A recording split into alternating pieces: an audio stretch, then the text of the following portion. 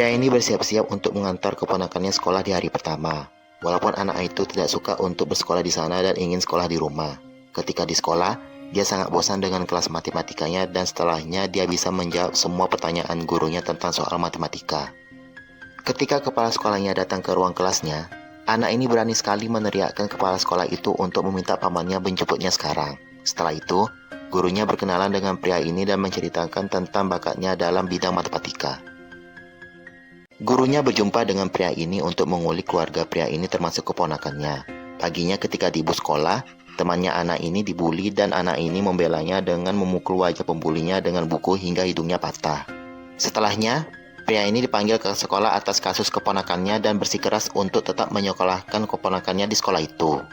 Beberapa waktu kemudian, ibu mertuanya berkunjung ke rumah pria ini untuk membahas tentang hak asuh anak sekaligus memberi MacBook anak ini. Setelah itu, sidang untuk menerima hak asuh pun dimulai dengan membahas kronologinya. Setelah sidang, pria ini bersama gurunya sedang berkencan dan mabuk-mabukan hingga tidak sadar sudah tidur bersama. Anak ini pulang ke rumah dan melihat gurunya di rumah itu. Pria ini pun langsung marah karena anak ini melanggar aturan yang dibuat hingga dia membujuknya lagi karena anak ini merajuk. Beberapa waktu kemudian, anak ini dibawa ke Boston oleh neneknya untuk diminta menyelesaikan sebuah soal matematika khusus kuliah yang dibuat oleh rekan neneknya hingga rekannya itu tercengang melihat kecerdasan anak ini. Anak ini baru balik dari Boston diantar neneknya. Setelahnya dia curhat kepada seorang psikiater untuk menceritakan masalah hidupnya. Sidang pun dilanjutkan yang mana ayah kandung dari anak ini mengatakan bahwa dia tidak pernah melihat anaknya. Setelah itu, pria ini mengajak anak ini dan temannya untuk menyaksikan bagaimana dulunya anak ini ketika dilahirkan. Sidang hak asuh berlanjut lagi dengan situasi makin memanas ketika neneknya memberikan sebuah pernyataan.